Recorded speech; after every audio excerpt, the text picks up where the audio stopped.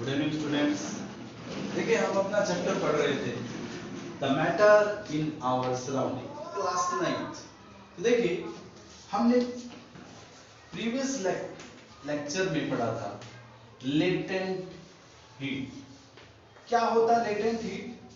कि वो हीट जो जब हम किसी सब्सटेंस पे अप्लाई करते हैं तो वो अपनी स्टेट को चेंज कर देता है, but temperature remaining constant. Temperature क्या रहता है? कांस्टेंट रहता है।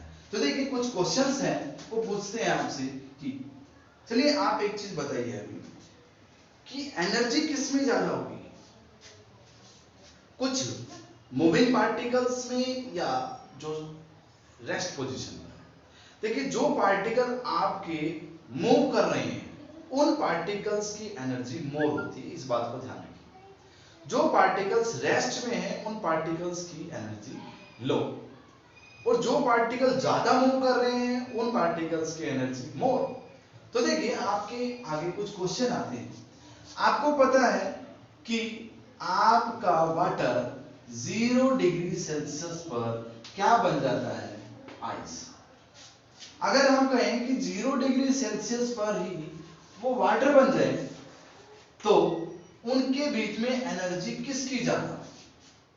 क्वेश्चन ध्यान से समझिए बेटा कि 0 डिग्री सेल्सियस पे आपकी आइस है, वाटर जम जाता है, और 0 डिग्री सेल्सियस पर ही वाटर है, बीच में क्या है? लेटेंट हीट की वजह से टेम्परेचर राइज नहीं हुआ है, फिजिकल स्टेट चेंज हुई है। बीच में क्या है? लेटेंट हीट है बेटा। लेटेंट हीट की वजह से टेम्परेचर कांस्टेंट है पर फिजिकल स्टेट आपकी चेंज हो गई है। देखिए अब जो आइस है, आइस के कंस्टिट्यूएंट पार्टिकल्स कैसे बेटा? टाइटली पैक्ड है, एक दूसरे से strong intermolecular force of attraction से अटैच है। बट लिक्विड के पार्टिकल एक दूसरे से क्या है? लूजली बाउंड, मतलब एक दूसरे से इधर उधर, लूजली बाउंड है, इधर उधर भाग रहे हैं। ये नहीं भाग रहे, ये देखिए कि रेस्ट पर है, ये क्या है? इधर उधर मूव कर रहे हैं। तो क्या होगा? आप बर्फ को हाथ लगाते हैं, बट अगर 0 डिग्री सेल्सियस पर जो वाटर प्रेजेंट है उसको हाथ लगाएंगे तो वो आपको एज कंपेयर टू आइस ज्यादा ठंडा लगेगा, ज्यादा कूल लगेगा। Okay, why? क्योंकि this water at temperature 0 degree Celsius having more energy. Why? Because its molecule have lesser space. Sorry, more space, lesser force of attraction. That's why, because 0 degree Celsius of water having more energy.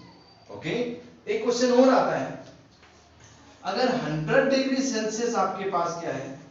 Water का boiling point 100 degree Celsius है, और ये क्या बन गया आपका? Gas में convert हो गया, वेपर्स। अब इनमें एनर्जी किसकी ज्यादा है? देखिए बेटा आपको पता है कि 100 डिग्री सेल्सियस पर वाटर जो है इवेपोरेट होना स्टार्ट हो जाता है, मतलब वाटर गैस में कन्वर्ट होना स्टार्ट हो जाता है। उस पॉइंट को आप क्या कहेंगे? वाटर का boiling point is 100 degree Celsius. Temperature से फिजिकल स्टेट चेंज हो गई, तो यहां भी क्या है? आपकी लेटेंट हीट। यहां भी क्या आपकी? लेटेंट हीट है बेटा। तो आप देखिए इनमें पूछता है कि किसकी एनर्जी ज्यादा?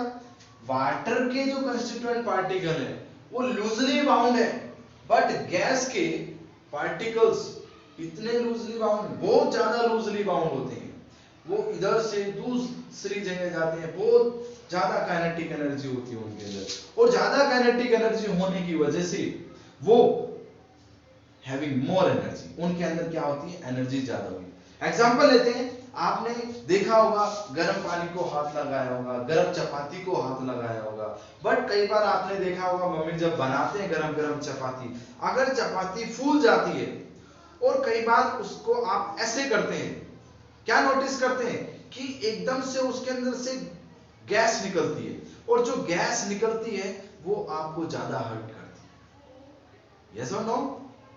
वो गैस ज्यादा इफेक्ट डालती है आपको एज कंपेयर टू गर्म चपाती की। इसलिए जो 100 डिग्री सेल्सियस पर गैस होगी वो ज्यादा क्या होगी आपकी, मोर एनर्जी वाली होगी। ओके बेटा, आगे चलते हैं।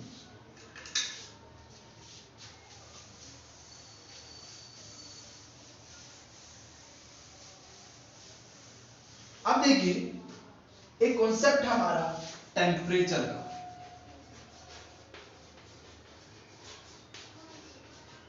टेम्परेचर देखिए बेटा, टेम्परेचर को हम 3 तरीकों से मेजर कर सकते हैं। ये यूनिट्स है temperature. First one is kelvin, ये एक साइंटिस्ट का नाम भी है। ओके, दूसरा है आपका सेल्सियस, तीसरा है आपका फ़ारेनहाइट। अब देखिए एक स्केल बनाते हैं हम, that is 100 degree Celsius, that is 370 degree Celsius, that is 0 degree Celsius, that is 270 minus 273.15 degree Celsius। ये फ़ारेनहाइट है आपका, यहाँ पर आपको 212 फ़ारेनहाइट, यहाँ 98 डिग्री फ़ारेनहाइट, यहाँ आपका 32 डिग्री फ़ारेनहाइट, ये है आपका -459.58 डिग्री फ़ारेनहाइट। यहाँ पर सेल्सियस और फ़ारेनहाइट दोनों आपके डिग्री में यूज होते हैं, बट केल्विन के ऊपर आप डिग्री नहीं लगाते। देखिए ये है आपका 373.5 ओनली केल्विन, यह है आपका 31015 केल्विन, ये है आपका 273.15 केल्विन, ये है आपका 0 केल्विन। देखिए बेटा, इनको करने से पहले कुछ इजी चीजें बताते हैं आपको। जब भी आपको इनके यहाँ पे न्यूमेरिकल्स आते हैं, न्यूमेरिकल्स करने का सिंपल सा तरीका बताते हैं, ध्यान रखना। देखिए अगर कोई आपको बोल दे कि आपको सेल्सियस से केल्विन में कन्वर्ट करना है तो आप कैसे करेंगे? एक चीज याद रखना, 273, यहां हमने 273.15 लिखा है। इजी कैलकुलेशन के लिए आप 273 लिख सकते हैं। ओके, तो देखिए सी के सेल्सियस से केल्विन में कन्वर्ट करना, एक सिंपल सा वर्ड बताते हैं। सी से आप बोलिए कि सम होता है, क से मानिए कि करो होता है, सम करो क्या 273। ध्यान रखिएगा कि सेल्सियस से अगर केल्विन में कन्वर्ट करना है आपको 273 ऐड करना है, आपके पास क्या आ जाएगा, केल्विन आ जाएगा। अगर आप केल्विन से सेल्सियस में चेंज करते हो तो आपको क्या याद रखना है, that is K4 cut C4, करो कट करो, क्या 273 कट करना है। अगर ये चीज आपको याद रही तो इजी कैलकुलेशन से आप अपना क्या कर सकते हैं, न्यूमेरिकल्स निकाल सकते हैं। देखिए एक एग्जांपल ले लेते हैं, पहले चीज को समझते हैं। 0 केल्विन, तो ये 0 केल्विन इसको क्या बोलते हैं, this is the absolute temperature. क्या बोलते हैं बेटा इसको, एब्सोल्यूट टेम्परेचर।